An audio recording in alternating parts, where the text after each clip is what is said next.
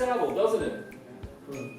So you see the mountain in the background, that could almost be Moenzi, and on this side would be Uhuru Peak, right? So this looks like the saddle, and it looks that dry, that's at a calm of 5,000 meters, because it's above all the atmosphere and all the moisture.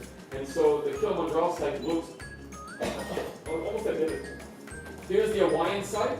This is the second best site in the world for millimeter astronomy. It's only 4,500 or 4,200, and this is where I used to work, up here. This is Mexico, and that's 4,500 meters up there. We built weather stations up there to test the site, which is what we want to do right now. They actually got blown off the mountain. The winds were so strong, they blew our weather stations off the mountain 3 times. So we couldn't even test weather because the winds were so strong up there. Now you can imagine, that's a 50-meter antenna up there. You can't see it in this picture, it's terrible. But that's a 50-meter antenna up there. So it's 50 meters in diameter, it's enormous. It's the largest millimeter telescope in the world. And it's at 4,500 meters.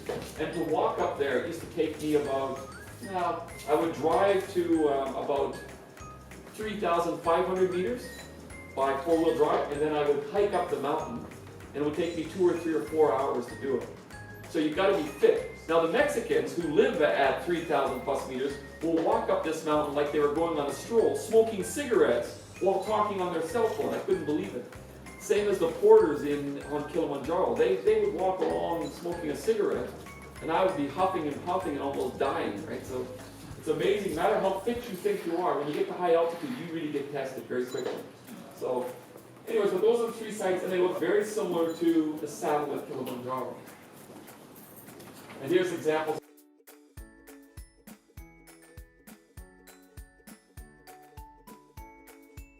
Some more of them, right? So again, as I said, you see the same picture, the LMT. The telescope that I got promised, as I said to you, within 24 hours, we were promised a telescope. It was actually this one. So we got promised this telescope, and in the end, it got moved to Greenland because we didn't get enough, traction. They were excited, they were interested, but it got moved to Greenland, and that's a 15-meter antenna. So that's 15 meters in diameter there. Is that right? Yes, that's right. And this, as I said, this is the highest site in the world right now. So this is just up in those mountains right here above the Atacama Desert. So this telescope sits up here somewhere. Okay? And yeah, so that's the idea. So everything has to be high and dry. So remember, millimeter, high and dry. You want to build at the coast, you're welcome to it. You won't do much science.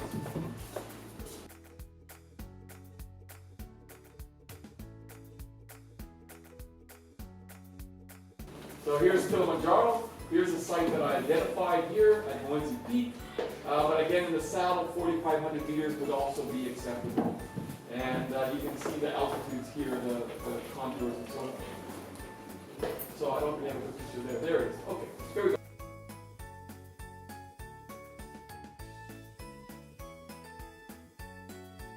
So this is from my client. So again, you can see here, look at how dry it is. So there's, for many of us who have been up there, you compare that to that site right there. See how dry it is and how open it is? There's no trees, there's no nothing. That's where you build millimeter telescopes. Okay, so when I met with your delegation from COSTECH, I was very excited by the possibility of presenting this idea to them. And then the science we can do, and I'll go on about that in a moment or two. Now, when you build these telescopes, just as a matter of interest, these things are not cheap, okay? The telescope itself may cost you, that small telescope I showed may cost $20 or $30 million to build. But there was a telescope that was supposed to go on top of Mauna Kea. It's a $1 billion, 30-meter optical telescope. 30 meters, 30 meters in diameter. Can you imagine looking through an optical telescope that's 30 meters in diameter? This room is what, 8 meters, 10 meters? So it's 3 of these rooms. That's the size of the optical mirror. And that thing would have cost $1 billion. The problem is they have no site for it right now. They have no place to put the telescope because there was an injunction and there was a court ruling in Hawaii that said, this is a sacred mountain, we don't want you to build up there. So they stopped the construction. Now they have to move the telescope, and they're likely going to build it in the Canary Islands, which is not a good site. So if we had already tested this site here, anywhere along here, and found that it was an excellent site, and said to them it's science ready, and what I mean by science ready is it's been tested, proven as a good site, and two, the government has given its blessing that we could build, we could have actually got a $1 billion telescope investment. And $1 billion, that's nothing to seize at. That's a serious industry. Make no mistake, astronomy is a business. You know, when you build a university, this university, all of the buildings here are worth a significant investment. And that's why it's a business. You have hundreds of employees, it's a business. You know, you students are the users of this university, correct? So astronomy is the same way. I'm a user of all these telescopes. If I go back, these telescopes, as I said, this one here is worth about $30 or $40 million. This one here will be worth about $20 million. This one's $80 or $100 million. This one here this one alone is probably worth $50 or $60 million. This one is less. But these ones up here are probably about $50 million. So you're talking big investments, huge investments. And every time you invest, it takes about 10% of the capex, the cost to build, to operate. And you have to have, so this telescope will operate for $10 million, probably $2 million a year. So they have to have engineers on site all the time. They have to have technicians. For every engineer you have at an observatory, you have to have 4 technicians. So if you guys are all engineers or scientists, you'll have 1 scientist, 1 engineer, 4 technicians, just to do 1 position at an observatory. Okay? So it's an opportunity it's a very high-tech end job opportunity for people. So astronomy itself has become a very high-end, as I said, it's engineering on steroids. So the science I do is the least important part of astronomy. It's the engineering and technical aspects of this that are more important in terms of the economy of a country. So the operating of that thing is where you make your money. And the square kilometer array, as an example, will cost $500 million a year to operate. So you think about it. It's bigger than almost every company in Tanzania. $500 million a year to operate a silly observatory to look at the stars. You know, it's going to employ 500 PhD engineers, stuff like that. So that is the business of astronomy. And so we have to understand that astronomy is not simply a hobby that people do in their backyard. Jiwaji goes up to the roof of this building and pulls on this little, 8-inch telescope and looks at the stars. Astronomy is big business, very big business. And there are a few companies bigger than a lot of these really big projects. And they're becoming global. So the projects are becoming multinational. Countries are building telescopes. They're so expensive, no single country, not even the USA, can build their own telescope. So this telescope, for instance, here, was built by, it's about $1 billion. It was built by, I think, the European Union, the Japanese, and the Americans. They each built 1/3 of it. So you can imagine the investment that each of them had to make. Okay? So it's a business, make no mistake. Astronomy is a business. So, go back to where I was. As I said, so we have this high and dry site. So we have the potential to prove that this is a good site. That's what we want to do. Okay, we want to prove it's a good site. And if we can do that, and if the government's interested, then we can tell the world, we have a site for you. Don't you want to come and invest your money? And that's the goal. That is the goal we're presenting.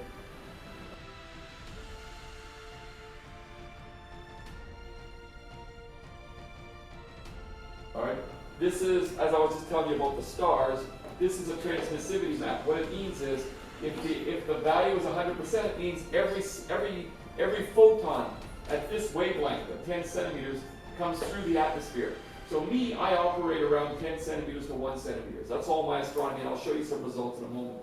And the sky is completely transparent for me. So I don't have to be at 5,000 meters. I can be at 1,000 meters.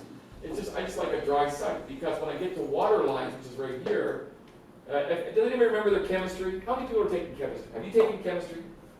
No chemistry, unbelievable. Have you taken chemistry? Good man. Yeah. In the science of astronomy, you want to have good physics and chemistry background. You want to be a great computer scientist, you want to be great at electronics and stuff like that. But the reality is you want to understand chemistry and physics. Those are the 2 areas that you need to have to be an astronomer. And the most important part of astronomy is imagination. So anybody in this room who can play a musician is going to be a better astronomer than somebody who can't play a musical instrument. Like for instance, I can't play a musical instrument, so I'm an average astronomer. Okay? But you have to have imagination. Astronomy, look at this map here. So if I'm looking up at the sky and I have a radio telescope, I literally get one line. I get one data point. And from that data point, I have to imagine what I'm looking at. So then I observe it at several frequencies. I observe it at 1 meter, 10 centimeters, 1 centimeter, and then I make a map. I've got 3 points. That's my whole graph, 3 data points. Geez, that's pretty simple to draw, right? 3 data points. And from the shape of those 3 data points, I have to say, is it extragalactic? In other words, is it a galaxy? Or is it a lake-type star? Or is it a star being born? I study stars being born.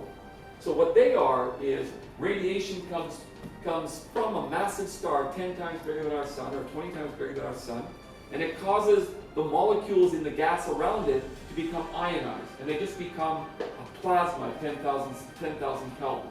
And at 10,000 Kelvin, they then radiate at 10 centimeters to 1 centimeter, and I can measure the different points at different frequencies, and from that I can guess its Bremsstrahlung radiation. If you can remember that word, try not to. It's like eating a whole mouthful of peanuts and talking. Bremsstrahlung. It's the Germans. You don't want to have German physics.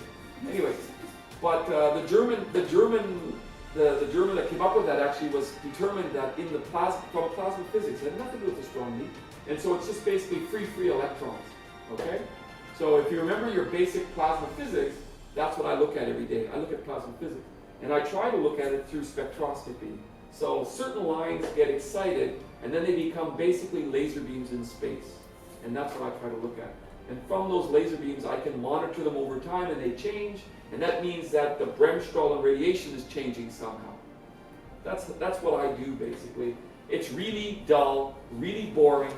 99% of my time, I'm looking at blank sky or nothing. And then one day, I'll get really excited for about 10 minutes. And that'll be my whole thrill of my lifetime, and I'll wait. And I'm going to give you an example of what I got excited about last Thursday, because I found something new, and you guys can be the first to see it. Okay? And you will not get excited. You will not have a thrill. You will just say, that's really kind of boring, Gordon. Why would you show me this? To me, the astronomer, this is my one moment in the last 20 years. So I can show you some of that, and it will be very dull to you, but to me, it's very exciting. Okay, well, we'll come to that.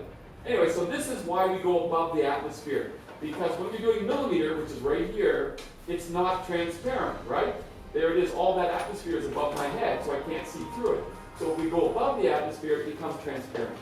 That's why you go to high altitude. High and dry. So what do we got? So this is examples from 2 of the best telescopes in the world. This is the Atacama, and this is Hawaii. And our site, I believe the Kilimanjaro site will be identical to this.